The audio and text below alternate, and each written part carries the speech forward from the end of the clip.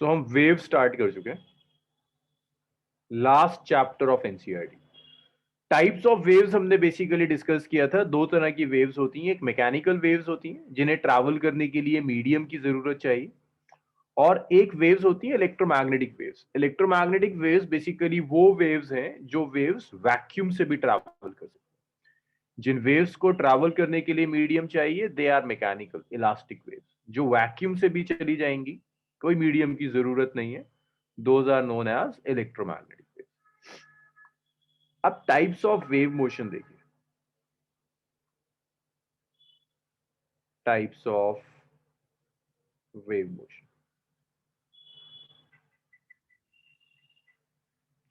Wave, कोई भी wave हो, जब कोई वेव मीडियम से ट्रैवल करती है तो वेव मोशन को आप दो पार्ट्स में क्लासिफाई कर सकते हैं। एक होता है ट्रांसवर्स वेव मोशन, एक लॉन्गिट्यूडनल वेव मोशन। एक होता है ट्रांसवर्स वेव मोशन, और दूसरा जो वेव मोशन होता है that is longitudinal wave motion. Longitudinal wave motion, ये दो तरह के वेव मोशन है, ट्रांसवर्स और लॉन्गिट्यूडनल। अच्छा, जरा सा कुछ चीजें मुझे याद दिलाइए, जरा मुझे अंदाजा हो कि वेव मोशन में क्या क्या आपको समझ में आया था। अगर मैं कोई मैकेनिकल वेव ले रहा हूं, मैकेनिकल वेव में कितनी तरह के डिस्प्लेसमेंट्स होते हैं? एक तरह का डिस्प्लेसमेंट होगा, दो तरह के डिस्प्लेसमेंट्स हैं, तीन, कितने टाइप के डिस्प्लेसमेंट्स होते हैं मैकेनिकल वेव? हम सिर्फ मैकेनिकल वेव पढ़ रहे हैं जिन वेव्स को ट्रैवल करने के लिए मीडियम चाहिए। उजैर का आंसर आया, उजैर गड़बड़ है। और किसी का answer? Types of displacement in a wave motion. और किसी का आंसर नहीं है। देखिए, वेव मोशन में दो डिस्प्लेसमेंट्स होते हैं, साथ दो डिस्प्लेसमेंट्स। एक वेव का डिस्प्लेसमेंट, एक मीडियम के पार्टिकल्स के ऑसिलेशन से जो डिस्प्लेसमेंट आता है, वो दो डिस्प्लेसमेंट्स है। मैं दोबारा कह रहा हूं, वेव मोशन में दो डिस्प्लेसमेंट्स होते हैं। एक डिस्प्लेसमेंट ऑफ वेव, जैसे अगर आप एक रूम में कोई बोल रहा है तो वेव रूम के एक कॉर्नर से दूसरे कॉर्नर तक जाएगी, which is known as displacement of wave. दूसरा जो है that's displacement of particles of medium.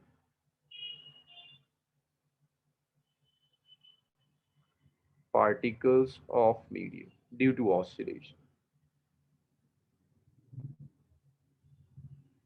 Oscillation की वजह से पार्टिकल्स, मीडियम के जो पार्टिकल्स हैं, उनका जो डिस्प्लेसमेंट होगा that is the second displacement. ये दो डिस्प्लेसमेंट्स हैं आपके, एक डिस्प्लेसमेंट ऑफ वेव, एक डिस्प्लेसमेंट ऑफ पार्टिकल। यार उसमें भी दो होंगे, वहां भी दो होंगे। वेव मोशन भाई लिखा तो है, types of wave motion. Displacement बड़ी जनरल टर्म होती है वेव्स में। जब आप इलेक्ट्रोमैग्नेटिक वेव्स कहते हैं तो इलेक्ट्रिक और मैग्नेटिक फील्ड बेसिकली डिस्प्लेसमेंट का काम करती है, बट अभी उस पर आ नहीं रहा। इलेक्ट्रोमैग्नेटिक वेव्स में electric and magnetic fields are basically displacements, but मैं अभी किसी भी हाल में ईएम वेव डिस्कस नहीं कर सकता। अनम्यूट कर दिया मैंने, बताइए उधर क्या पूछ रहे नहीं सर, आपने बता दिया सर। हैं। इलेक्ट्रोमैग्नेटिक वेव में भी डिस्कस नहीं करूंगा, displacement is electric and magnetic field. So ये दो तरह के वेव मोशंस हैं, एक ट्रांसवर्स और एक लॉन्गिट्यूडनल। हर वेव में दो डिस्प्लेसमेंट्स होते हैं, एक मीडियम के पार्टिकल्स का डिस्प्लेसमेंट, मैकेनिकल वेव की मैं बात कर रहा हूं, दूसरा वेव का डिस्प्लेसमेंट। अब ट्रांसवर्स वेव मोशन में ये दोनों डिस्प्लेसमेंट्स एक दूसरे के परपेंडिकुलर होते हैं। वेव का डिस्प्लेसमेंट और पार्टिकल का डिस्प्लेसमेंट एक दूसरे के परपेंडिकुलर होंगे। तो ट्रांसवर्स में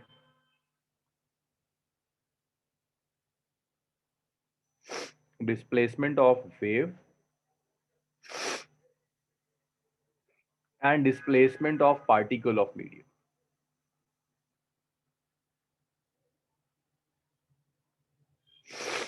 particles of medium are perpendicular। दोनों परपेंडिकुलर होते हैं, तो वेव का डिस्प्लेसमेंट और पार्टिकल का डिस्प्लेसमेंट परपेंडिकुलर होगा। लॉन्गिट्यूडनल वेव्स में दोनों डिस्प्लेसमेंट सेम डायरेक्शन में।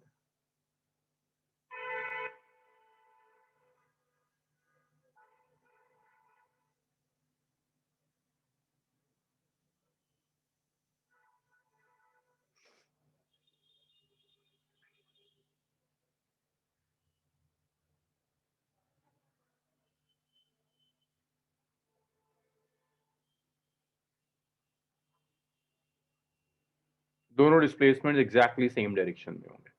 Types of wave motion.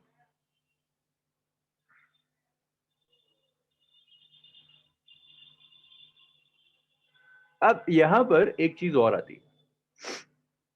अच्छा, ये दिखाने के लिए कि ट्रांसवर्स में और लॉन्गिट्यूडनल में क्या फर्क है, मैं आपको एक छोटी सी एनिमेशन दिखा रहा हूँ। बेसिकली क्लास उसी एनिमेशन को ढूंढने के चक्कर में लेट हो गई थी। उस एनिमेशन के बिना ढंग से समझ में नहीं आएगा।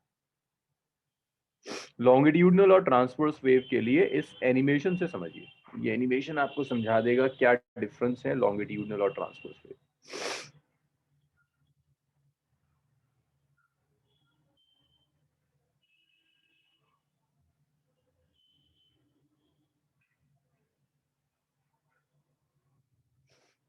देखिए, लॉन्गिट्यूडनल वेव पहले समझिएगा।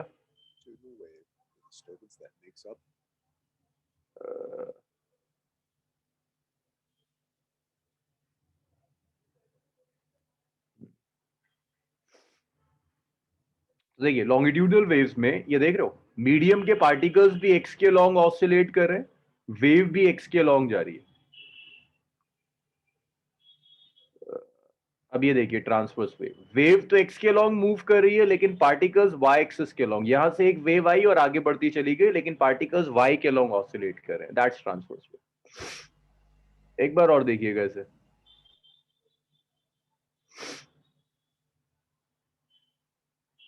देखिए, लॉन्गिट्यूडनल वेव में क्या होगा, जिस डायरेक्शन में यहां से इसने कुछ एनर्जी भेजी सिस्टम में, वो एनर्जी एक्स के लॉन्ग ट्रैवल कर रही है।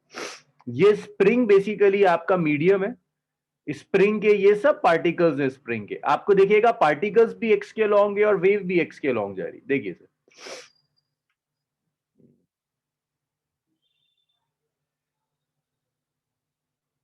तो देखिए जिस डायरेक्शन में वेव जा रही है उसी डायरेक्शंस में पार्टिकल्स ऑसिलेट कर रहे हैं। तो बेसिकली एनर्जी यहां से लेकर और यहां तक ट्रैवल कर गई।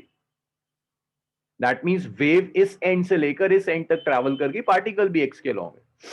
That's longitudinal wave. अब एक चीज और मैं आपको दिखाना चाह रहा था, कंप्रेशन और रेयरफैक्शन। यस, देखो लॉन्गिट्यूडनल वेव्स में ये एक रीजन है, दिख रहा है यहां पार्टिकल्स दूर आ गए। ये एक रीजन है जहां पार्टिकल्स क्लोज हो गए, बहुत करीब आ गए। इसे कहते हैं compression. We call this region as compression. और इससे sorry, this is compression, this is compression, this is rarefaction. So जहां पार्टिकल्स मीडियम के दूर चले जाएंगे उसे रेयरफैक्शन कहेंगे, जहां करीब आ जाएंगे दैट्स कंप्रेशन। और ये कंप्रेशन और रेयरफैक्शन एक फिक्स डिस्टेंस के बाद अपने आप को रिपीट करते हैं। एक फिक्स डिस्टेंस के बाद ये कंप्रेशन और रेयरफैक्शन अपने आप को रिपीट कर देंगे। तो देख रहे हो, पहले कंप्रेशन यहां था फिर यहां चला गया, फिक्स डिस्टेंस के बाद ये अपने आप को रिपीट करते हैं। So that is an example of longitudinal wave. अब ट्रांसवर्स वेव में देखिएगा, देखो वेव ट्रैवल करेगी एक्स के लॉन्ग, लेकिन ये जो स्प्रिंग के पार्टिकल्स हैं ये आपको दिखेंगे वाई के लॉन्ग ऐसे मूव करते हुए दिखेंगे। जरा ढंग से देखिए, wave is travelling along x axis but medium के जो पार्टिकल्स हैं they are traveling along y axis. Particles of the medium are traveling along y axis. Wave x के long है, medium के particles y के long. This is an example of transverse wave. भाई अब बताइए समझ में आया आप लोगों के ट्रांसवर्स और लॉन्गिट्यूडनल, फिर हम आगे बढ़ेंगे।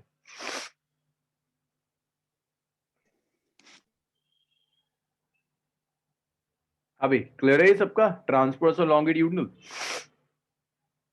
Yes sir. Yes, sir. थोड़ा सा डिटेल में ना इन चीजों को लिख लेते हैं। पहले ट्रांसवर्स वेव। एक सेकंड सर, बैक स्लाइड कर दीजिए। हाँ, ट्रांसवर्स साथ ट्रांसवर्स वेव है, नहीं होता है ट्रांसवर्स वेव में कंप्रेशन नहीं होता, वाई के लॉन्ग डिस्प्लेस करता है। Done sir. साथ ट्रांसवर्स वेव जो आप पॉन्ड का एग्जांपल दे रहे हैं ना, उसमें ट्रांसवर्स वेव डेवलप होती है। होता क्या है, वाटर मॉलिक्यूल्स ऊपर नीचे ऑसिलेट होते हैं और वो रिपल्स आगे बढ़ते रहते हैं। So that's the transverse wave. जैसे इसका एग्जांपल अगर मैं लिखूं, इसका एग्जांपल है sound wave. Sound wave is longitudinal wave and transverse wave का एग्जांपल हो जाएगा light wave, wave in string, ये ट्रांसवर्स वेव का एग्जाम्पल। नेक्स्ट देखिएगा, थोड़ा सा ट्रांसवर्स वेव को डिटेल में करते हैं। ट्रांसवर्स वेव की बेसिक डेफिनेशन तो मैंने ऊपर ही लिख दी थी। ये ट्रैवल करती है in the form of crust and trough.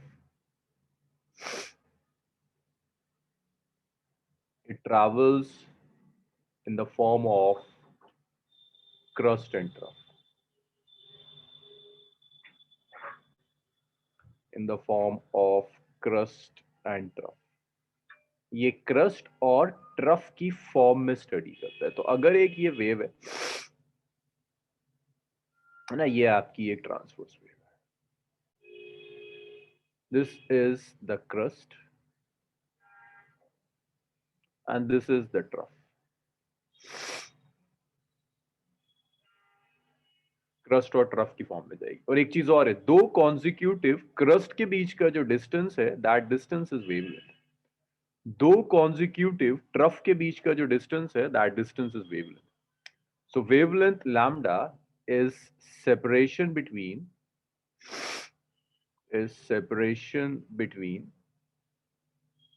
Two consecutive crust and trough. इसे लिखिए, फिर लॉन्गिट्यूडनल वेव लिखेंगे, कॉन्जिक्यूटिव क्रस्ट एंड ट्रफ लिखिए था। Done, sir.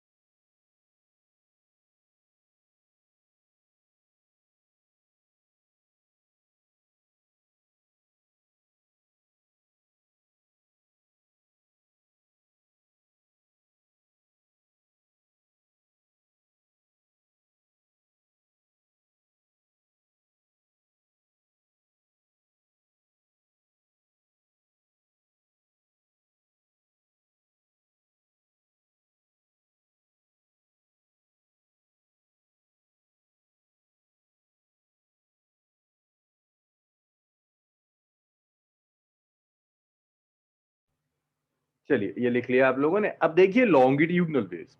अब लॉन्गिट्यूडनल मैंने अभी आपको दिखाया था कि कंप्रेशन और रेरफेक्शन की फॉर्म में जाता है। लॉन्गिट्यूडनल वेव इतना मुश्किल काम होता था पिछले साल तक बच्चों को ये समझाना कि ट्रांसफर और लॉन्गिट्यूडनल में फर्क क्या है। एनिमेशन कुछ चीजें बहुत आसानी से समझा देती। तो लॉन्गिट्यूडनल वेव ट्रैवल करती in the form of compression and rarefaction. It travels in form of compression and rarefaction.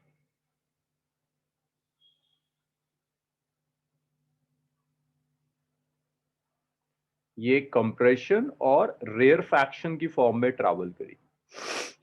Longitudinal wave हमेशा travels in the form of compression and rarefaction.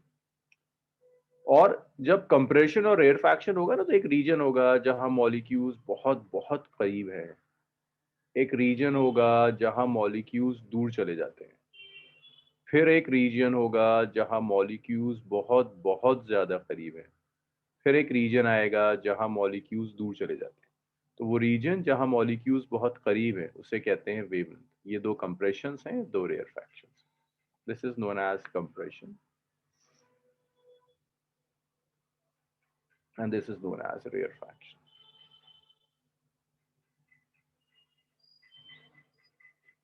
separation between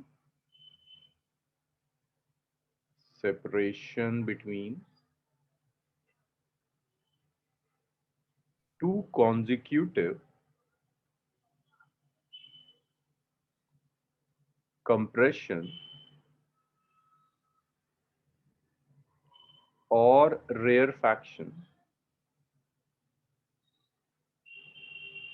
is wavelength। कोई से भी दो consecutive compression लीजिए या दो consecutive rarefaction लीजिए, उनके बीच का जो डिस्टेंस होगा उस डिस्टेंस को हम वेवलेंथ कहते हैं। That's wavelength. चलिए ना देखिए,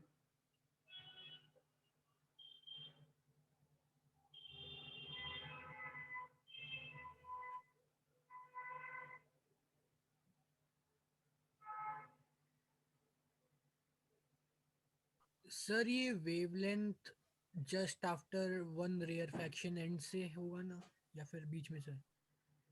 यहाँ तो मुझे बड़ा बनाना पड़ा, जब आप एयर मॉलिक्यूल्स की बात करेंगे तो डिस्टेंस इतना नहीं होगा, यहाँ तो मुझे दिखाना पड़ा आपको।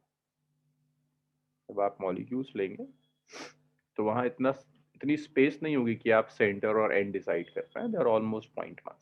या तो आपको समझाने के लिए इतना बड़ा ड्रॉ किया। Okay okay sir. इतना लिख लीजिए, फिर इसके बाद वेव की इक्वेशन पर आते हैं।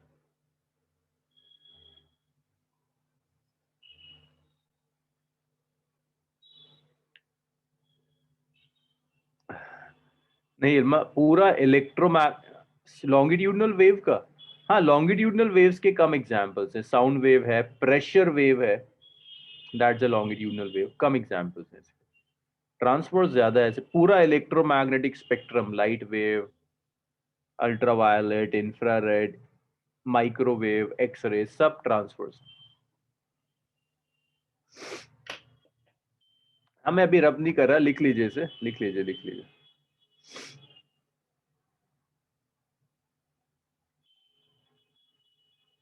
कई ऐसी लॉन्गिट्यूडनल वेव्स हैं जो यूजुअली सुनी नहीं जाती, कि आप सुनते नहीं हो।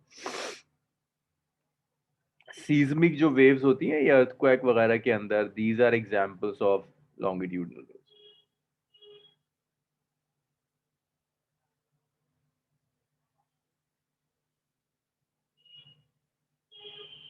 मैं रब कर दूं? Yes, sir. चलो Yes, sir.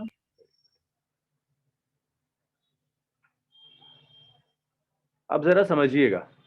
अब ये जो वेव्स है ना, ये टॉपिक इस चैप्टर में दो सेक्शंस हैं। एक वो सेक्शन है जहां हम वेव की वेलोसिटी कैलकुलेट करते हैं, ये सेक्शन सॉलिड्स से रिलेटेड है। जो भी हम सॉलिड्स हमने पढ़ा नहीं है, क्योंकि बिना सॉलिड्स पढ़ाए मैंने एसएचएम शुरू कर दिया था।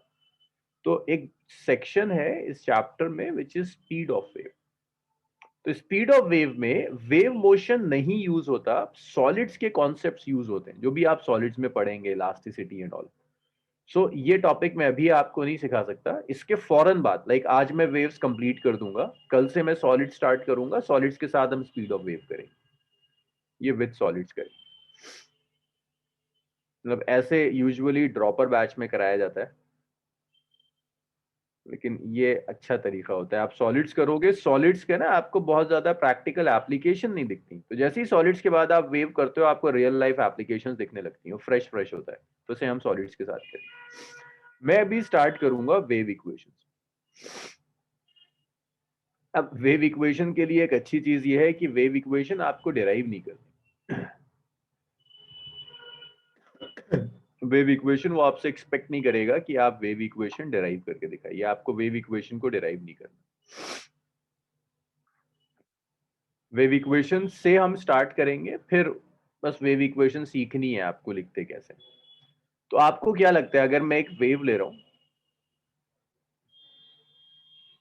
ये मैंने एक वेव ले ली,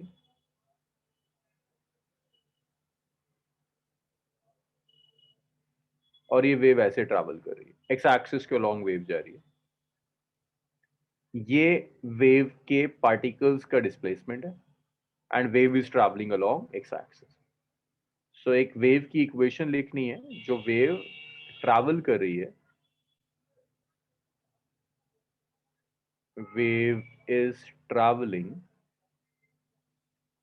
along x-axis and y is displacement of medium of particles.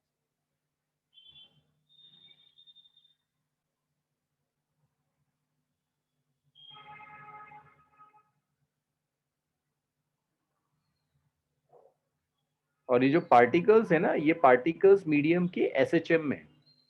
अब ये पार्टिकल्स ऐसा भी हो सकता है कि y के अलोंग ऑसिलेट कर रहे हो फॉर अ ट्रांसवर्स वेव, और ऐसा भी हो सकता है कि पार्टिकल्स x के अलोंग जा रहे हैं फॉर अ लॉन्गिट्यूडनल वेव। दोनों पॉसिबिलिटीज है, ट्रांसवर्स हो या लॉन्गिट्यूडनल हो, कोई वेव इक्वेशन में डिफरेंस नहीं आता। बस आपके जहन में दो डिस्प्लेसमेंट्स होने चाहिए, एक वो डिस्प्लेसमेंट है जो वेव ट्रैवल कर रही है, एक वो डिस्प्लेसमेंट है जो डिस्प्लेसमेंट बेसिकली मीडियम के पार्टिकल्स के ऑसिलेशन की वजह से आता है। हम बड़ी स्पेशल टाइप ऑफ वेव पढ़ते हैं which is known as harmonic wave. Waves कई तरह की होती हैं, आपको सिर्फ और सिर्फ हार्मोनिक वेव पढ़नी है, सिर्फ आपके स्कूल सिलेबस में इतना ही होता है। नॉन हार्मोनिक वेव्स की कुछ चीजें हैं जो मैं सैटरडे कराऊंगा, लेकिन आपके स्कूल सिलेबस में सिर्फ हार्मोनिक वेव आता है। हार्मोनिक वेव का मतलब है वो वेव जिसमें पार्टिकल्स एसएचएम में, मीडियम के पार्टिकल्स जस्ट एसएचएम में होंगे, उसे हम हार्मोनिक वेव कहते हैं। तो हार्मोनिक वेव की जो इक्वेशन है, जस्ट लाइक एसएचएम की इक्वेशन, उसे आप साइन और कॉस दोनों में लिख सकते हैं। तो वेव इक्वेशन को ऐसे लिखते हैं, ए sine k x minus omega t plus five. और आप इसी इक्वेशन को कॉस में भी लिख सकते हैं, ए कॉस के x minus omega t plus five. देखिए, आप इसी को चाहें तो ऐसे भी लिख सकते हैं, इसको ना मैंने अभी लिखा है के एक्स माइनस ओमेगा टी, आप omega t minus k x लिख दीजिए, doesn't matter, symmetrical. A cos omega t minus k x plus five, k x minus omega t plus five naught, k x minus omega t plus five naught, omega t minus k x plus five naught. ये आपकी wave equation, ये 3 wave equation. Sir जी उधर sir ये दोनों के लिए valid है ना कॉस साइन? दोनों दोनों दोनों के लिए। मैं इसको एक और लिख देता हूँ, वाई इज ए साइन। असल में वेव इक्वेशन कभी स्कूल सिलेबस में ड्राइव नहीं कराते, T minus k x plus five. अब ये जो इक्वेशन है, ये दोनों तरह की वेव्स के लिए वैलिड है, चाहे वो आपकी लॉन्गिट्यूडनल वेव हो या फिर ट्रांसवर्स वेव हो। अब लॉन्गिट्यूडनल वेव्स में बिल्कुल ये एक बात आएगी, बच्चे कह भी रहे हैं कि भाई वाई के अलोंग थोड़ी ना वेव पार्टिकल डिस्प्लेसमेंट होगा, एक्स के अलोंग होगा। बिल्कुल सही बात है, अगर लॉन्गिट्यूडनल वेव होगी then displacement of particle is along x axis होगी, बट उसको लिखते दो अलग अलग डिस्प्लेसमेंट्स दिखाने होते हैं, इसीलिए एक को y लिख देते हैं, एक को x लिख देते हैं। आप चाहें तो r लिख दीजिए, लेकिन कैसी भी वेव हो, लॉन्गिट्यूडनल हो या ट्रांसवर्स हो, ये इक्वेशंस वैलिड होंगी। इन इक्वेशंस को लिख लीजिए, फिर इस इक्वेशन की एक एक टर्म स्टडी करते हैं कि हर टर्म का मतलब क्या है। इतना लिख लीजिए, फिर एक एक टर्म स्टडी करेंगे कि हर एक इंडिविजुअल टर्म का मतलब क्या है।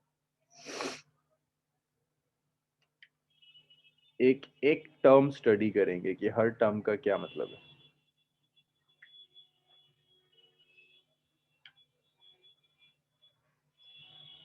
इतना लिख लीजिए तो मुझे बताइएगा।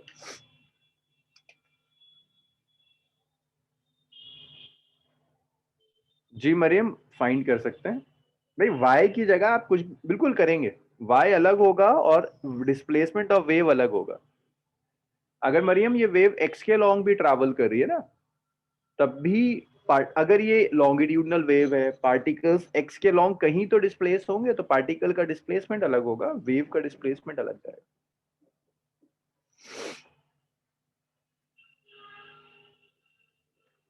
Harmonic wave is Harshit basically वो वेव है जहां पार्टिकल्स एसएचएम नहीं करते। Your longitudinal wave could be harmonic or non-harmonic. Your transverse wave could be harmonic or non-harmonic. There are further divisions.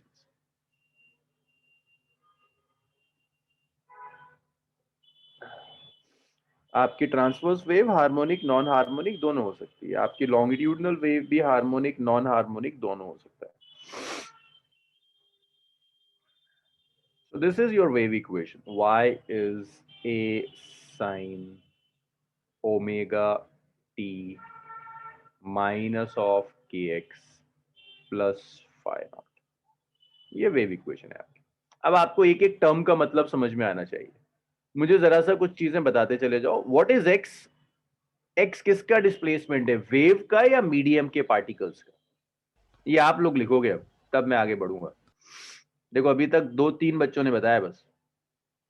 हाँ, मरियम का भी सही है, दानिश का भी आया, हिमांशु का गलत है और इफ़त का भी गलत है।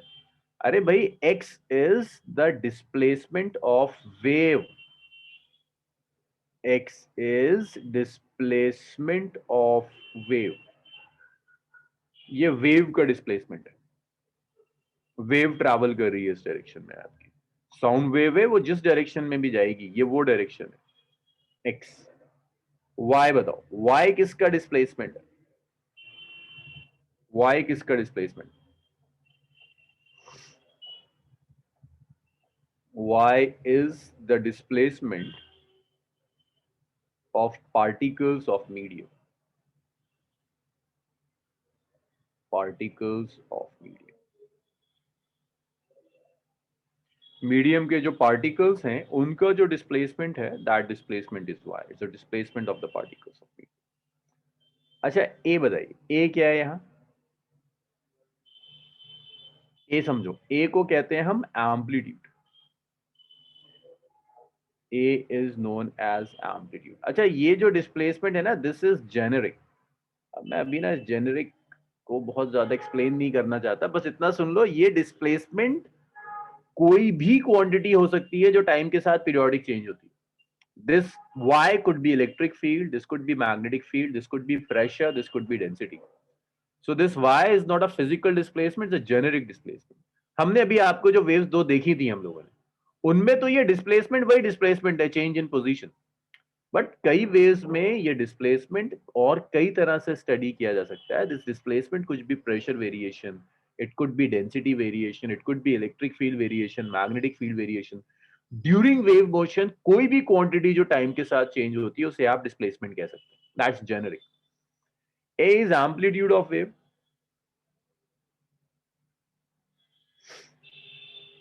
एम्पलीट्यूड का मतलब होता है maximum displacement. Amplitude means maximum value of displacement. Displacement की जो मैक्सिमम वैल्यू आएगी उसी को आप एम्पलीट्यूड कहते हैं। एम्पलीट्यूड के बाद omega, omega is the angular frequency. ये आपकी जो वेव है उस वेव की angular frequency is omega. Omega angular frequency है। एंगुलर फ्रीक्वेंसी को आप दो तरह से लिख सकते हैं, omega is 2 pi by capital T, और इसे आप ऐसे लिख सकते हैं 2 pi into nu, where T is the time period of wave. Means एक वेव को जनरेट होने में जो टाइम लगता है, that time period is T, and new is the frequency, frequency of wave. By the way, अगर आप एक वेव मोशन ले रहे हो, ये तो मैंने आपको मैथमेटिकली बता दिया। अब फिजिकली आप अगर साउंड वेव की मैं बात कर रहा हूं तो सुनकर कैसे पता चलेगा किस वेव का एम्पलीट्यूड कम है किसका ज्यादा है? जो लाउडनेस होता है ना साउंड का, वो एम्पलीट्यूड डिफाइन करता है। जब आप वॉल्यूम बढ़ाते हो तो in terms of wave equation आप एम्पलीट्यूड इंक्रीज कर रहे हैं, नॉट पिच। पिच बिल्कुल अलग चीज है, पिच बिल्कुल अलग चीज है, अभी आ रहा हूं मैं पिच के ऊपर। एम्पलीट्यूड जो है वो एम्पलीट्यूड कंट्रोल करेगा the volume of the sound. Volume sound का एम्पलीट्यूड पे डिपेंड करता है। Amplitude of wave control loudness sound. भाई मैं अभी ना एक्सप्लिसिट साउंड वेव के लिए ही लिख रहा हूं, मैं सब कुछ साउंड वेव के लिए लिख रहा हूं। जिसे आप पिच कह रहे हैं ना, बेसिकली शार्पनेस होती है, कितना शार्प साउंड है वो फ्रीक्वेंसी डिसाइड करती है। एक विसल के साउंड में और एक ड्रम के साउंड में जो फर्क होता है वो फर्क फ्रीक्वेंसी का होता है।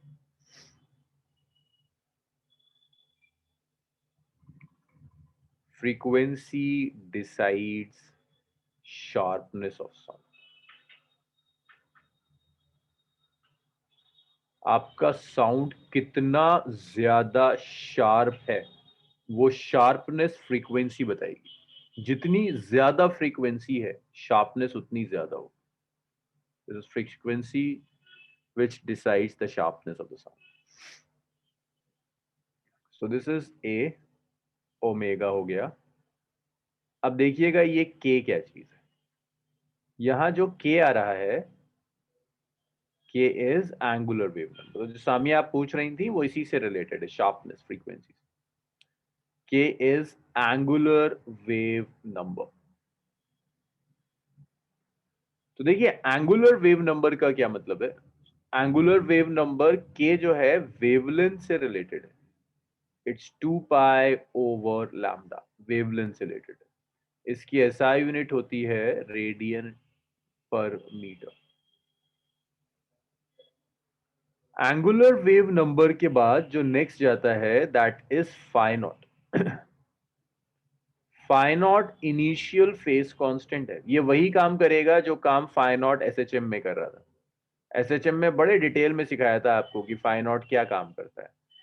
ये क्या काम करता है, स्टेट डिसाइड करता है at T equal to zero, कि t इक्वल टू जीरो पर जब वेव प्रोड्यूस हुई तो सिस्टम कैसा था, मीन पर था, एक्सट्रीम पर था, in between mean and extreme था। ये आपको इनिशियल फेज कांस्टेंट बताएगा। और ये सब कुछ मिलकर omega t minus k x plus phi not, इसको हम फेज कह देते हैं। एक चीज और याद रखिएगा, ये x आपको बताएगा वेव कहां जा रही है, tells direction of wave propagation.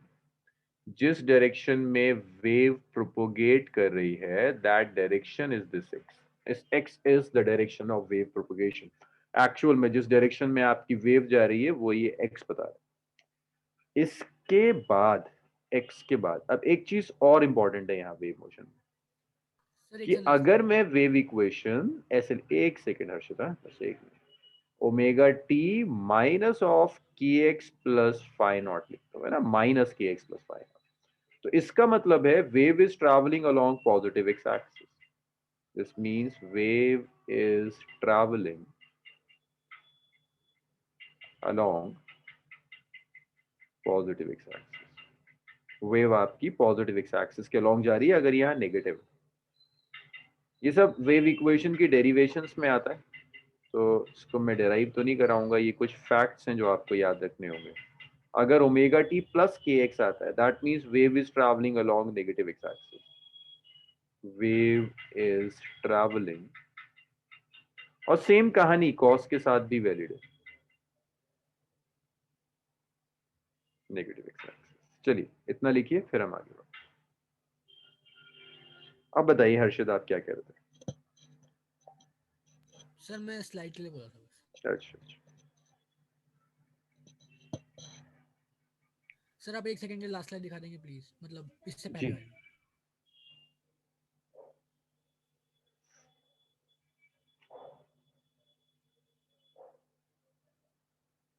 हो गया। Yes sir, thank you. लिखिए भाई, इसके बाद इसमें कुछ क्वेश्चंस देखेंगे।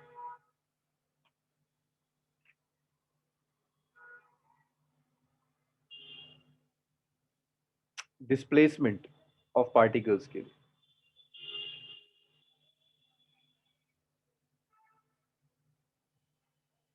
क्योंकि यही ऑसिलेट कर रहा है ना, इसी यही पीरियोडिक है, इसकी मैक्सिमम वैल्यू हो सकती है, इसकी नहीं।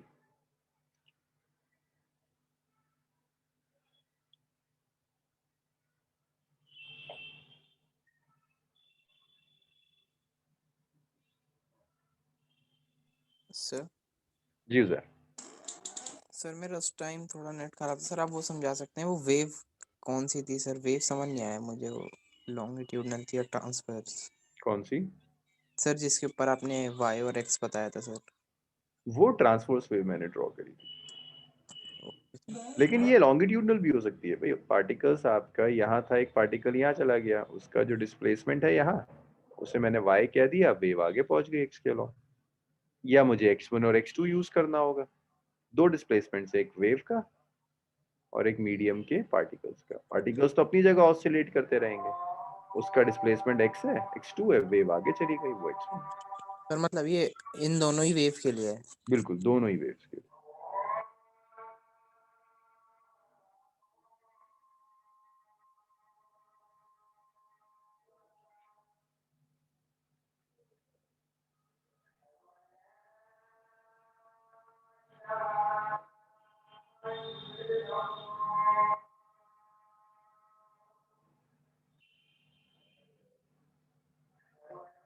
Sir next slide.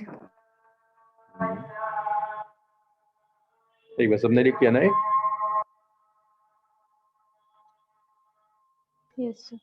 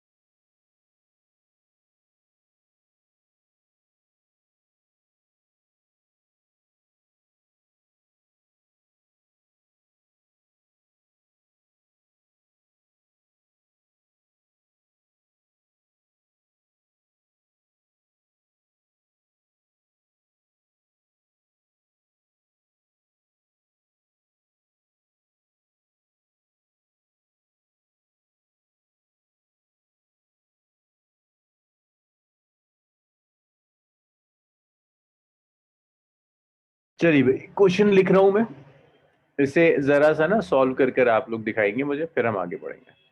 और ये आंसर सबका मैच करना चाहिए। देखो बहुत बेसिक सी प्रॉब्लम दे रहा हूँ, स्ट्रेट फॉर्मूला बेस्ड, इसमें गड़बड़ नहीं होनी चाहिए। सर आप जी सर ओमेगा टी प्लस के एक्स में किस डायरेक्शन में जाएगा सर, वो नहीं लिखा। नेगेटिव एक्स एक्सिस में लिखा है। जी सर, हो गया। yxt is 0.005 sin adx minus 3t। सो इसमें आपसे कहता है मीटर दिया, कहता है कैलकुलेट करिए सब SI यूनिट में। फर्स्ट एम्पलीट्यूड कैलकुलेट कीजिए क्या होगा, और कोई भी बोलेगा नहीं, सब टाइप करोगे अपने चैट रूम में आंसर्स। सेकंड ये बताओ कि वेवलेंथ क्या है। थर्ड आप ये बताओ कि टाइम पीरियड क्या है। फोर्थ आप ये बताइए कि फ्रीक्वेंसी क्या है, फ्रीक्वेंसी क्या है।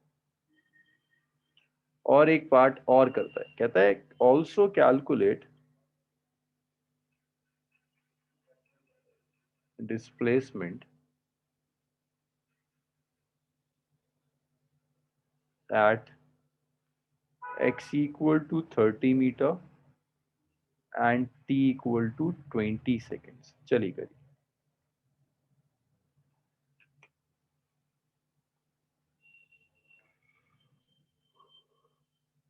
30 मीटर बहुत बड़ा नंबर हो जाएगा, सेंटीमीटर कर लेते हैं, बहुत ही बड़ा नंबर हो जाएगा। चलिए सॉल्व करिए। इल्मा का एक पार्ट का आंसर आया जो सही है, फर्स्ट पार्ट सही है। आपको ये वेव इक्वेशन रीड करनी आनी चाहिए जैसे आपको SHM की इक्वेशन आती है। हमदा का फर्स्ट पार्ट ठीक, हमजा का ठीक, मरियम का ठीक, हुदा का ठीक, आतिफ का ठीक आ रहा है, शफात का ठीक है, मुबशरा, रमशा, दानिश सबका ठीक है। दानिश का ओमेगा भी आ गया, अरे बहुत बढ़िया, ओमेगा भी सही आ रहा है।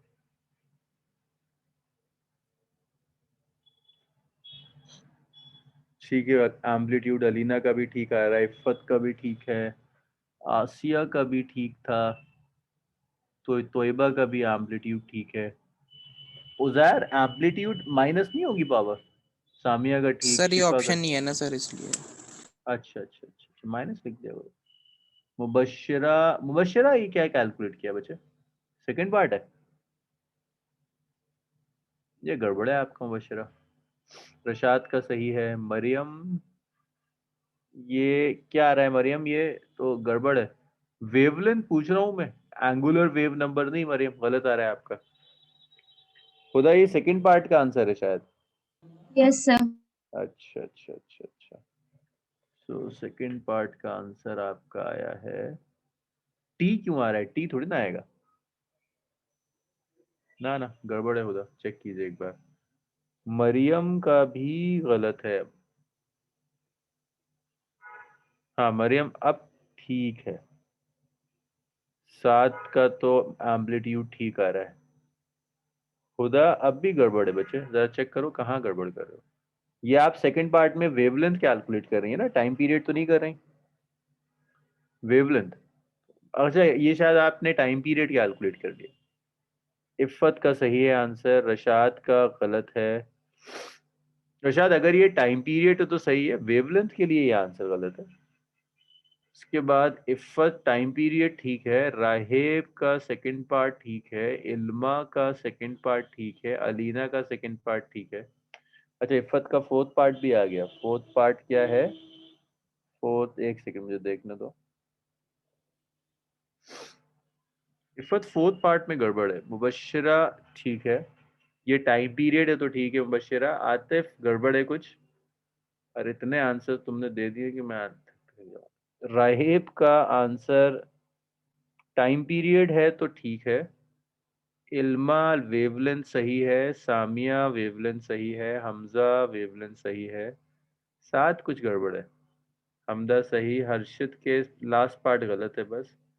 दानिश, अरे भाई दानिश का जो आंसर है आ गया, टाइम पीरियड इज 2 ठीक है दानिश, टाइम पीरियड ठीक आ रहा है। खुदा वेवलेंथ सही है। आसिया का थर्ड पार्ट, आसिया कुछ गड़बड़ है, जरा सा एक बार चेक करूंगा। चलिए अब मैं सॉल्व कर रहा हूँ। चलो वेरी गुड, मतलब आप लोग वेव इक्वेशन यूज करना सीख गए। छोटी छोटी गड़बड़ें हो रही हैं, कुछ गड़बड़ शायद टाइपिंग में। चलिए चलिए साथ में सॉल्व कर लेते हैं।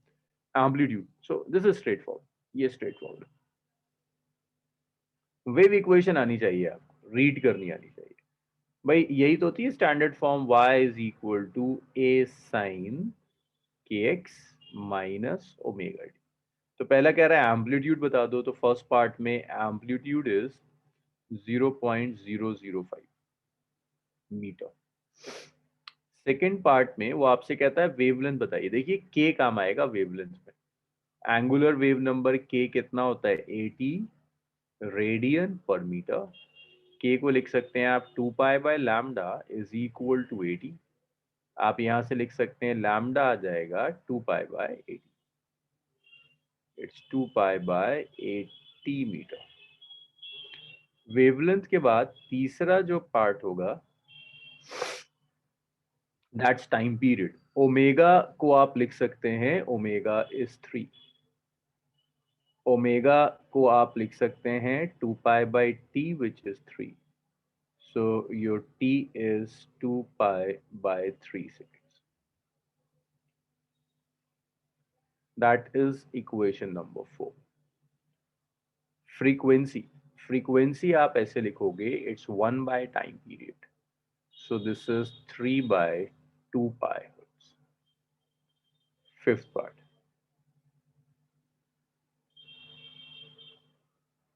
x की वैल्यू दी है, t की वैल्यू दी है, आपको y लेना है। तो y एक्स टी जो होगा that is 0.005 sine 80x means 80 into 30 centimetre दिया है ना, 0.3 कर देते हैं, माइनस 3 इंटू 20।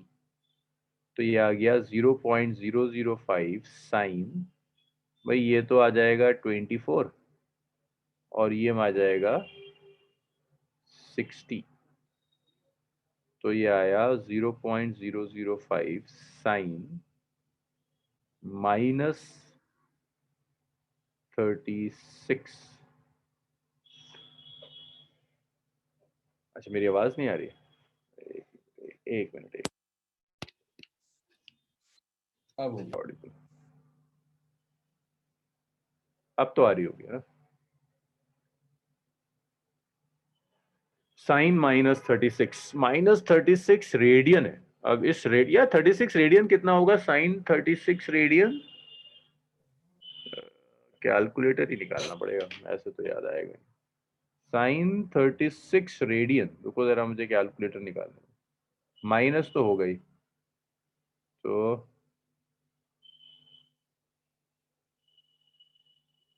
36 रेडियन। हाँ एक सेकंड जरा सा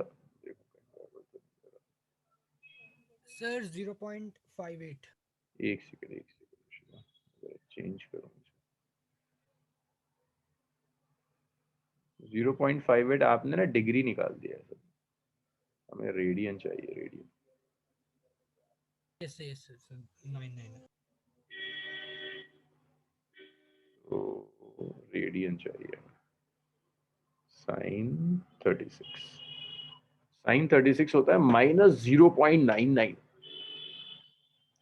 so 0.05 into -0.99, this much of meter, ये आपका आंसर आ जाएगा। चलिए इतना लिख डालिए। तो आपको वेव इक्वेशन रीड करनी आ गई। सेकंड वाला मैं बता दूं ना भाई, आपको एंगुलर वेव नंबर दिया है ना, एंगुलर वेव नंबर होता है 2π/λ। तो लैम्डा के लिए आप क्या करेंगे, इसको नीचे ले जाएंगे, इसको यहाँ मल्टीप्लाई करेंगे, नीचे आ जाएगा 2π/80। ठीक है साजिद?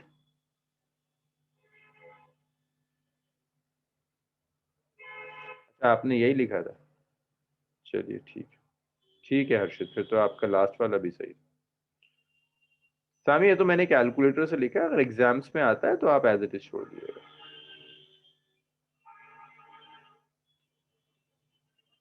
चलिए वेव इक्वेशन आ गई, अब वेलोसिटीज देखते हैं कि वेव की क्या क्या वेलोसिटीज होंगी।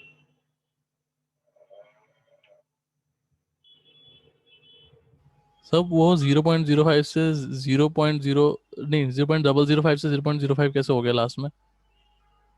0 पॉइंट, अच्छा नहीं वही है जो पहले था वैसे ही, लास्ट नहीं आया ना। साथ देखिए यहाँ पर x की जगह मैंने 30 सेंटीमीटर रख दिया, 30 सेंटीमीटर 0.3 हो गया। t की जगह मैंने 20 रख दिया, सब्ट्रैक्ट कर दिया साइन -36, अब -36 की वैल्यू रख दी, साइन -36 -0.99। चलिए अच्छा आप 0.005 बोल रहे, ठीक है सर। चलिए वेरी गुड, इतना हो गया आप सब लोगों का। तो अब देखिए वेव्स में, अच्छा कितने टाइप की आपको लगता है वेलोसिटीज होंगी वेव्स में? वेव मोशन में कितने तरह की वेलोसिटीज होनी चाहिए?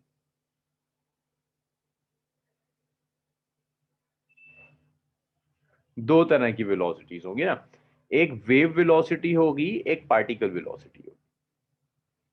सो पहले देखिए वेव वेलोसिटी क्या होगी। वेव वेलोसिटी मींस वो वेलोसिटी जिससे वेव ट्रैवल करती है। लाइक लाइट के लिए वो 3 लाख किलोमीटर पर सेकेंड होती है, साउंड के लिए 340 के आसपास होती है ना, साउंड 340 के आसपास वेलोसिटी से मूव करता है।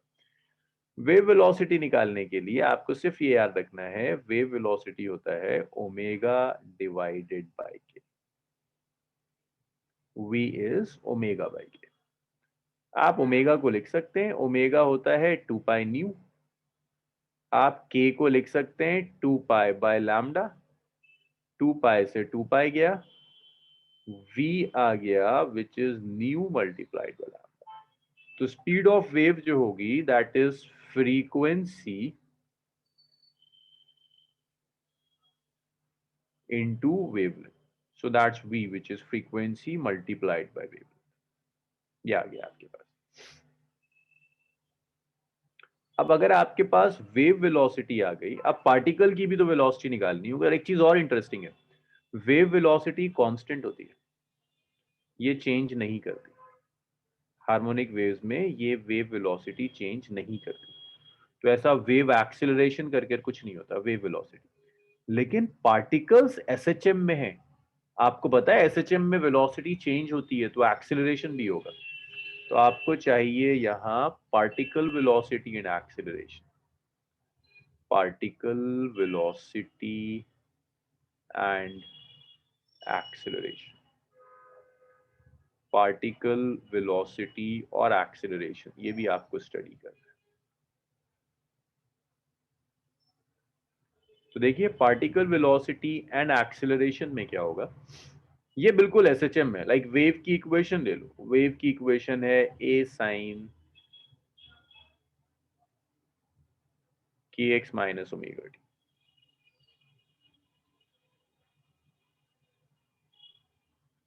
a sin kx minus omega T, ये इक्वेशन है, equation of displacement of wave. जब आप वेलोसिटी लोगे ना वेव की,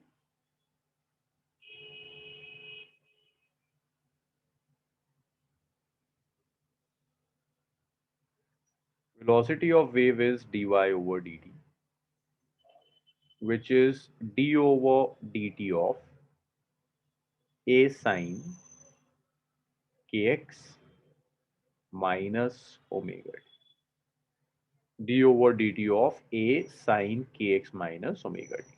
तो आप इसे ऐसे लिख सकते हैं, wave velocity is acceleration, a तो कांस्टेंट है, सॉरी वेलोसिटी ऑफ पार्टिकल।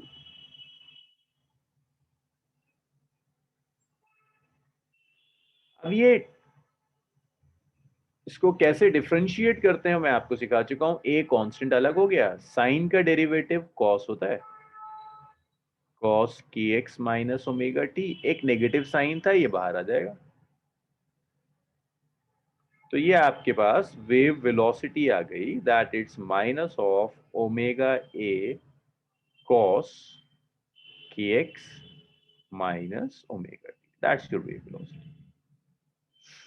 अब वेव वेलोसिटी के बाद, sorry this is particle velocity, particle velocity के बाद आप पार्टिकल एक्सीलरेशन भी कैलकुलेट कर सकते हैं। पार्टिकल वेलोसिटी के बाद आप पार्टिकल एक्सीलरेशन कैलकुलेट कर सकते हैं। Particle acceleration is rate of change of velocity, velocity को टाइम के रिस्पेक्ट में डिफरेंशिएट कर दीजिए। It's D over D T of V, V को आप लिख सकते हैं minus of omega A cos it's k x minus omega T. So देखिए माइनस ऑफ ओमेगा ए तो कांस्टेंट है, अलग चला जाएगा। जब आप कॉस को डिफरेंशिएट करेंगे, it's minus omega sine x minus omega. So acceleration आ गया, it's omega square A sine k x minus omega. This is the acceleration. अब आप अगर इसमें देखो a sine k x minus, एक सेकेंड में सर, फिर यहाँ देखो आप a कॉस का डेरिवेटिव माइनस साइन होता है, तो एक माइनस ना यहाँ पर और आएगा, तो नेगेटिव एक आ गया।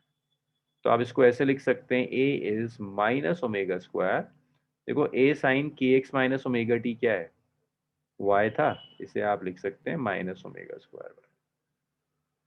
ये पार्टिकल एक्सेलरेशन। हाँ भी बताइए, कोई कुछ पूछ रहा था?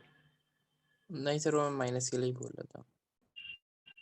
अच्छा अच्छा, चलिए, तो ये भी बिल्कुल एसएचएम का रिपीटेशन है। This is like SHM, velocity of particle, and this is the acceleration of the particles of the medium। इतना लिखिए, देखते हैं इसमें एक आध क्वेश्चन।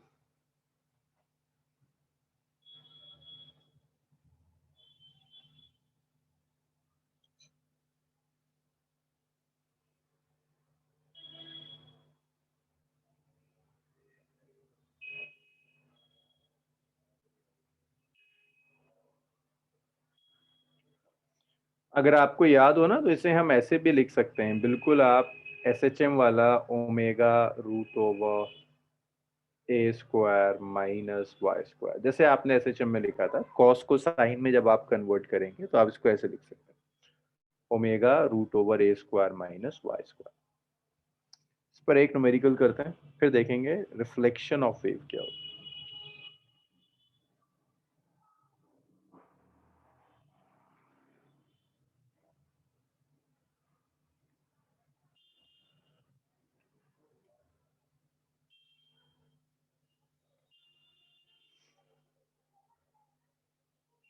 ये लिखा आप लोगों ने? 1 मिनट सर बस।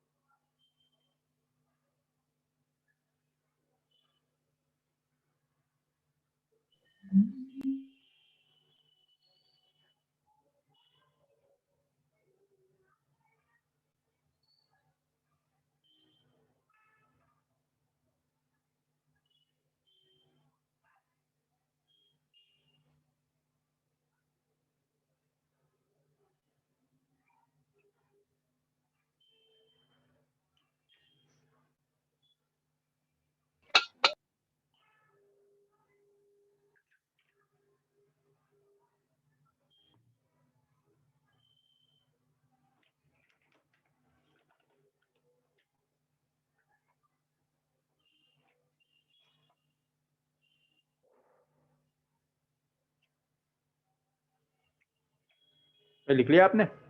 Yes sir. हाँ हाँ, नहीं रब कर रहा, लिख लो लिख लो।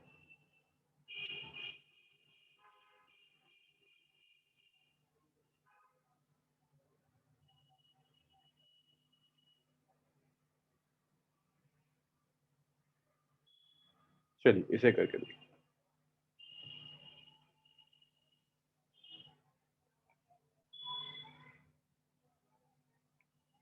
सो क्वेश्चन है,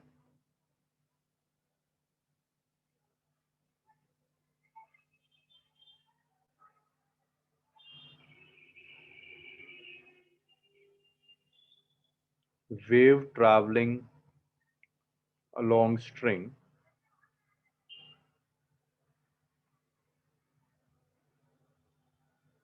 is given by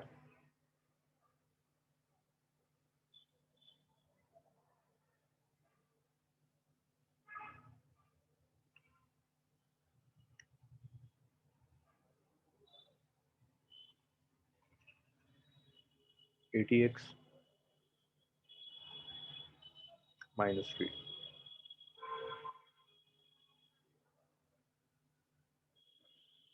Calculate first part.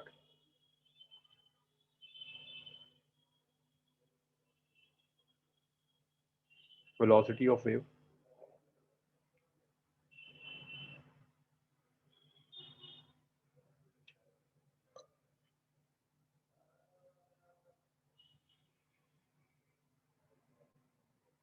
Velocity of particle.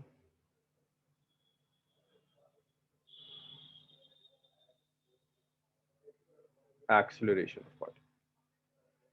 और एक काम और करिएगा, मुझे वेलोसिटी की मैक्सिमम वैल्यू निकाल के दिखाइएगा,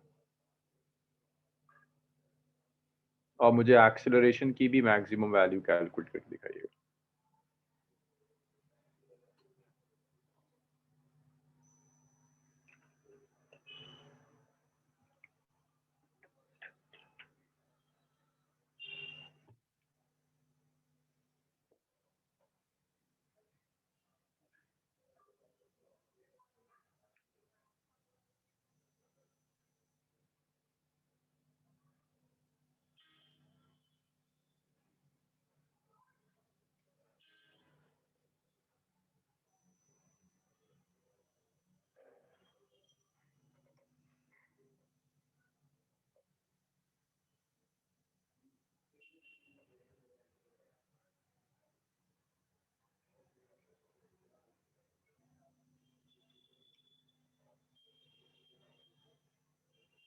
लिखिए, इसको तो मुझे भी कैलकुलेट करना पड़ेगा।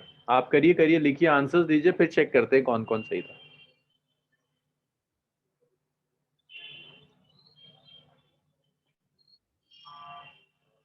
कभी भी ना ये बेवकूफी मत करना कि पाए को 180 डिग्री लिख दो, पाए को हमेशा 3.14 ही लिखना।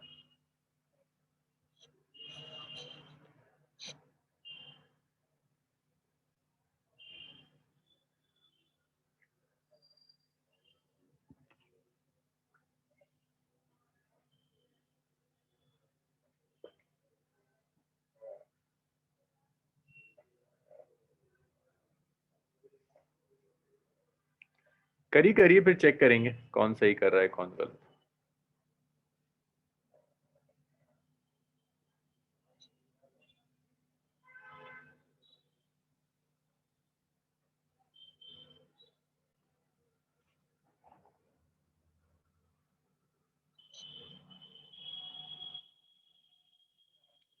करिए करिए, सॉल्व करिए, अभी 1 मिनट है, करिए।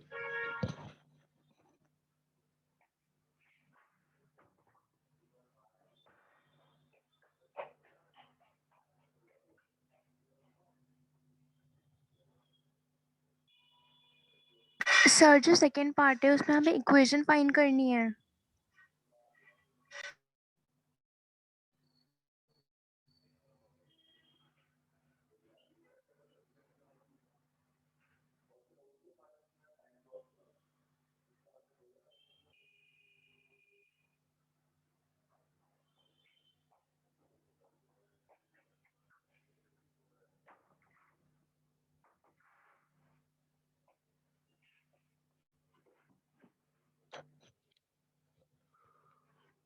चलिए अब चेक करते हैं जरा सा ना। सो देखो जरा सा कौन कौन सही कर रहा है कौन गड़बड़ कर रहा है। चलो चलो चलो चेक करते हैं। फर्स्ट पार्ट कई लोगों का सही था। v इज ओमेगा बाई के, ये है ना kx माइनस ओमेगा टी। तो ओमेगा इज 3, तो ये आ गया 3/80 मीटर पर सेकेंड। ये सबका सही था। अब सेकंड पार्ट देखना जरा सा, सेकंड पार्ट देखना है किसका सही जा रहा था। वेलोसिटी थी omega root over A square minus y square. अब देखो ओमेगा तो कांस्टेंट है, ए कांस्टेंट, तुम्हें सोचना है वाई की क्या वैल्यू हो कि वेलोसिटी मैक्सिमम हो। थोड़ा सा भी अगर एसएचएम याद रखते हो तुम्हें पता होगा वाई 0 कर दो ना तो ये टर्म मैक्सिमम हो जाएगी। तो तुम्हारी मैक्सिमम वेलोसिटी आ जाएगी root over A square omega into root over A square. Root over A square A हो जाता है, तो वी मैक्स आ गया इट्स ओमेगा इंटू ए। अब अगर मैं वैल्यूज रखूंगा तो देखो ओमेगा है कितना, ओमेगा है 3 और एम्पलीट्यूड है 0.005, तो ये आ गया 15 हो जाएगा, तो 0.015 मीटर पर सेकेंड। इसी तरह से अगर आप एक्सेलरेशन लेंगे, एक्सेलरेशन का एक्सप्रेशन हमने निकाला था इट्स ओमेगा स्क्वायर वाई। ये मैक्सिमम कब होगा जब वाई ए हो जाएगा, तो आपका मैक्सिमम एक्सेलरेशन आ जाएगा minus of omega square A. Omega 3 है, ए है 0.005 मीटर पर सेकेंड स्क्वायर। हाँ मरियम, क्योंकि आपको वेलोसिटी मैक्सिमम चाहिए है ना, तो देखो ए स्क्वायर में से जो मिनिमम वैल्यू सब्ट्रैक्ट करोगे तभी तो मैक्सिमम आएगी, तो वाई की वैल्यू इसलिए 0 ली। ये एसएचएम में भी सिखाया था कि मीन पोजीशन पर वेलोसिटी मैक्सिमम होती है। चलिए भाई इतना लिख सर ये लीजिए। सेकंड पार्ट समझा दीजिए दोबारा। सेकंड पार्ट ये देखो, अभी वेलोसिटी लिखा था डिस्प्लेसमेंट की टर्म्स में, ये थी वेलोसिटी, कहाँ गई ये रही, omega root over A square minus y square. ये velocity it's root over A square minus y square.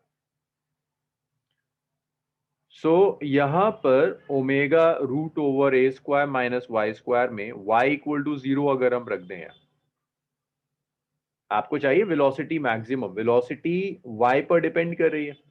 Velocity maximum तब आएगी जब आपका y मिनिमम हो जाएगा, क्योंकि आप ए स्क्वायर में से कुछ सब्ट्रैक्ट कर रहे हो ना, तो जब y 0 होगा इसे यहां रख दिया, ओमेगा ए आ गया। तो मीन पोजीशन पर वेलोसिटी मैक्सिमम होती है। इसी तरह से एक्सेलरेशन आया था minus omega square Y. Acceleration कब मैक्सिमम होगा जब y मैक्सिमम होगा। y की मैक्सिमम वैल्यू क्या है, a, मल्टीप्लाई कर दिया। a मैक्स मतलब मैग्नीट्यूड, जी हर्षित बिल्कुल मैग्नीट्यूड है ना। वेक्टर्स के मैक्सिमम होने का मतलब यही होता है कि मैग्नीट्यूड मैक्सिमम। चलिए इतना लिख लीजिए, फिर इसके बाद देखते हैं जरा सुपरपोजिशन प्रिंसिपल, वो और सीखना है आपको।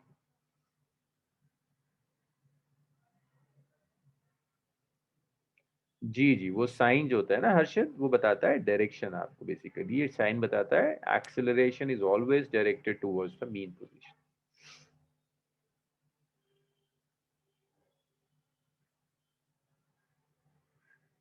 लेकिन कम या ज्यादा ये डिसाइड करेगा, ये वाला पोर्शन, ये डायरेक्शन बताता है that this is always directed towards the mean position.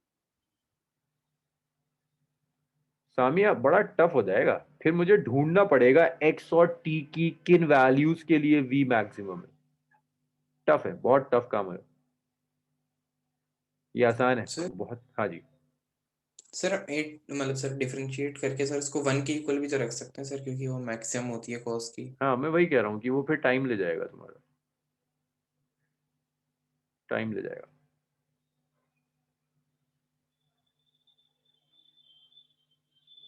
चलिए नेक्स्ट देखिएगा।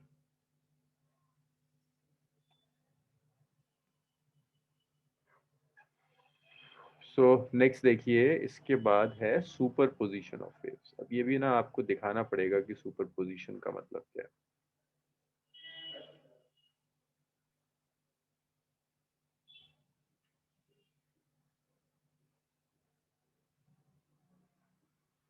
तो देखिए सुपरपोजिशन का मतलब है एक मीडियम में कई वेव्स ट्रैवल कर रही हैं, कई वेव्स हैं जो एक मीडियम से जा रही हैं, वो एक दूसरे पर सुपर इम्पोज कर एक रिजल्टेंट वेव बनाती है। बहुत सारी वेव्स हैं जो एक मीडियम से जा रही हैं, एक दूसरे के ऊपर सुपर इम्पोज कर जाती हैं और सुपर इम्पोज करने के बाद एक रिजल्टेंट वेव बनाएंगी। That is superposition of wave basically.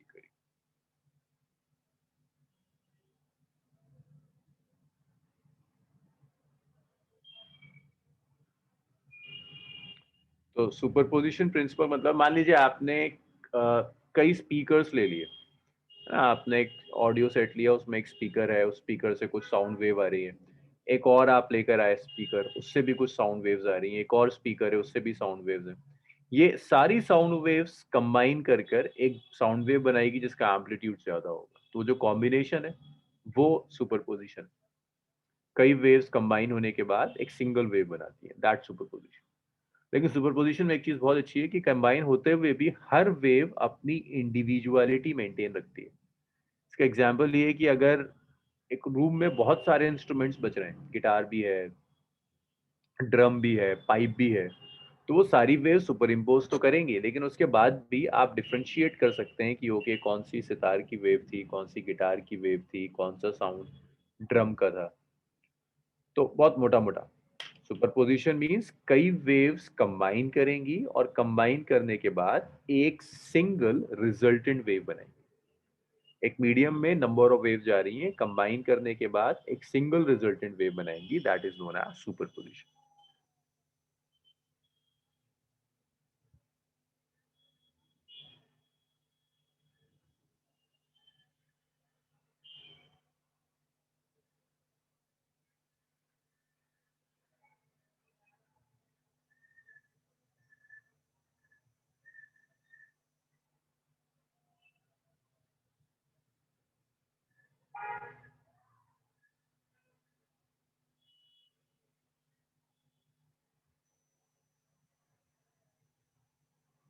Resultant wave. अब इसको मैथमेटिकली कैसे करते हैं? रिजल्टेंट वेव का जो डिस्प्लेसमेंट है वो इंडिविजुअल वेव के डिस्प्लेसमेंट्स को वेक्टोरिकली ऐड कर कर आता है। तो displacement of resultant wave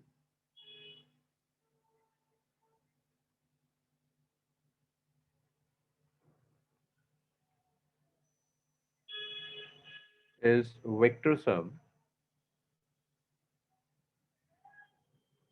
of displacement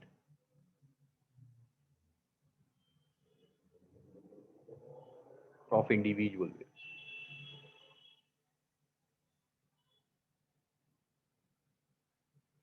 कि जो रिजल्टेंट वेव का डिस्प्लेसमेंट है वो इंडिविजुअल वेव के डिस्प्लेसमेंट्स को ऐड कर कर आता है। अब मैं वेक्टर नहीं लिख रहा, सिर्फ सम लिख रहा हूँ, सम ऑफ डिस्प्लेसमेंट ऑफ इंडिविजुअल।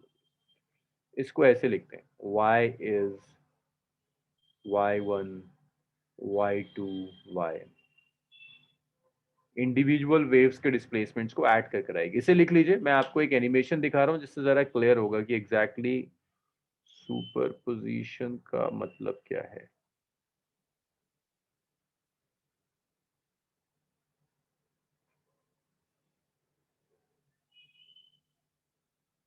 इसे लिख लीजिए आप जब तक। एरो नहीं है, एरो नहीं है।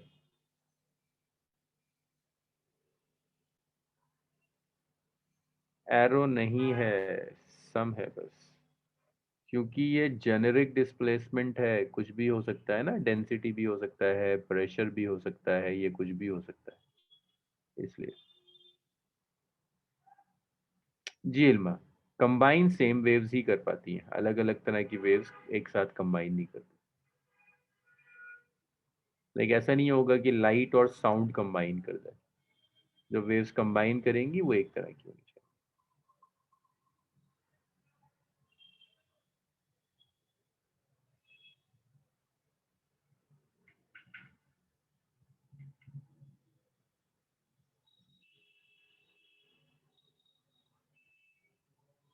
जी, क्योंकि कई वेव्स हो सकती है ना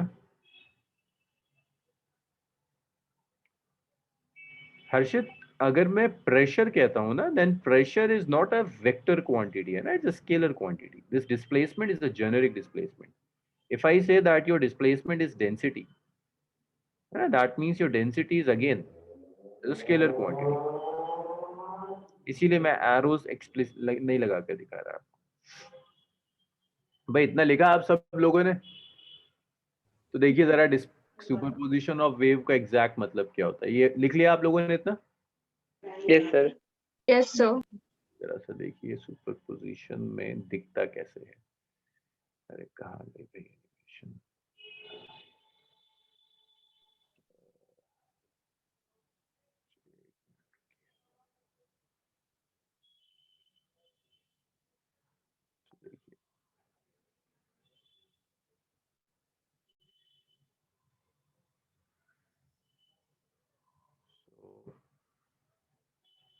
भाई ये दिख रहा है आपको, है ना? तो देखिए अब इसमें आपको सुपरपोजिशन, अरे बड़ा हो जाओ भाई, विजिबल है? Yes sir. Yes sir. ये ना दो अलग अलग वेव्स हैं, this is wave 1, this is wave 2। ये दो वेव सुपर इम्पोज करेंगे। देखिएगा ये फर्स्ट वेव का डिस्प्लेसमेंट है, इसको मैं ऐसे लिख सकता हूँ, दिस इज, जब मैं लिख रहा हूँ डिस्प्लेसमेंट ऑफ मीडियम, और मैं इसको ऐसे लिख सकता हूँ, this is displacement of second. अब ये दोनों कंबाइन करने के बाद ये जो वेव आएगी ग्रीन वाली, ये बेसिकली रिजल्टेंट वेव।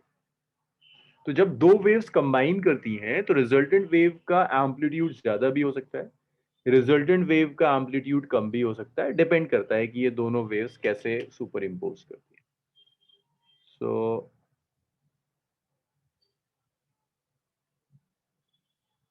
इसको मैं ऑन करता हूँ, फिर देखिएगा ये दोनों वेव सुपर इम्पोज करेंगी तो देखो ये कैसे कंबाइन चेंज होगी।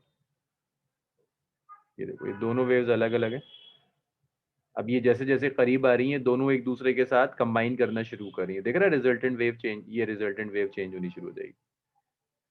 ये देखिए ये दोनों वेव्स कंबाइन कर गई, रिजल्टेंट वेव ऐसी होगी। कभी रिजल्टेंट वेव का एम्पलीट्यूड मैक्सिमम होगा, कभी रिजल्टेंट वेव का एम्पलीट्यूड मिनिमम हो जाएगा।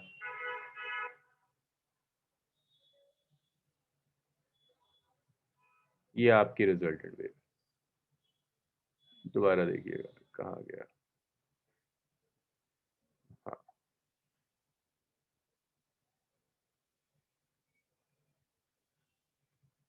ये दो वेव्स जब कंबाइन करेंगी, एक का क्रस्ट है दूसरे का ट्रफ है, जब क्रस्ट और ट्रफ ओवरलैप करता है ना तो रिजल्टेंट का एम्पलीट्यूड बहुत कम होता है। लेकिन अगर कहीं क्रस्ट और ट्रफ ओवरलैप करता है तो एम्पलीट्यूड मैक्सिमम हो जाता है। ये बेसिकली सुपरपोजिशन है, दो वेव्स कंबाइन होकर एक रिजल्टेंट वेव बना रही।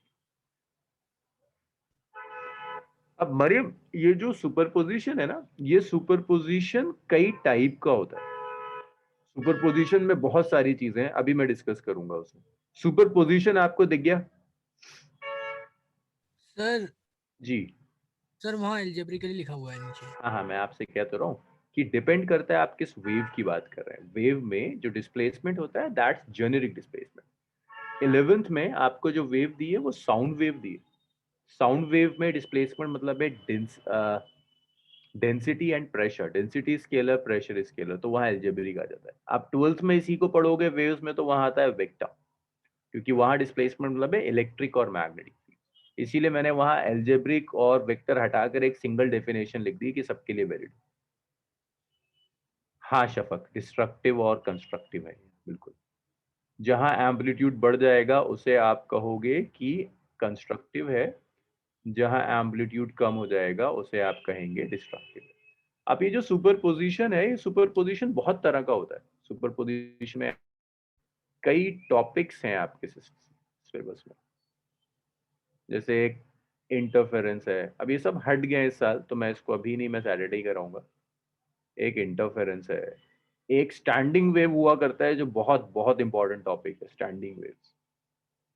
स्टैंडिंग वेव के बाद बीट्स हुआ करता है, ये सब सुपरपोजिशन, ये सारा हट गया सुपरपोजिशन, सिर्फ इतना रह गया। तो इसको मैं सैटरडे वाले में, आज इस सैटरडे तो हम शुरू करेंगे थर्मोडायनामिक्स। थर्मोडायनामिक्स में जो हीट इंजन वगैरह आपको पढ़ाना था, और उसके बाद फिर जैसे ही हम थर्मोडायनामिक्स करेंगे, एसएचएम में तो हमने सब किया, थर्मोडायनामिक्स के फौरन बाद हम या सुपरपोजिशन प्रिंसिपल से रिलेटेड चीजों पर आएंगे। So that's about superposition. इसमें सिर्फ एक छोटी सी चीज बची है which is reflection of wave, कि वेव रिफ्लेक्ट कैसे करती है। वो करने के बाद हम कल ही सॉलिड स्टार्ट कर देंगे, सॉलिड्स करेंगे, फ्लूइड्स करेंगे, सिलेबस फिर केटीजी है, 1-2 क्लास का काइनेटिक थ्योरी ऑफ गैस होता है, सिलेबस होगा। हर्षित कल एक नंबर दिया था बच्चे, उस पर भेज दो मुझे। ऐसा छोटा सा डाउट है सर, इसी चीज का है, इसलिए पूछ रहा हूँ हाँ चलिए, बोलिए बोलिए बोलिए। सर। जैसे भी आपने वो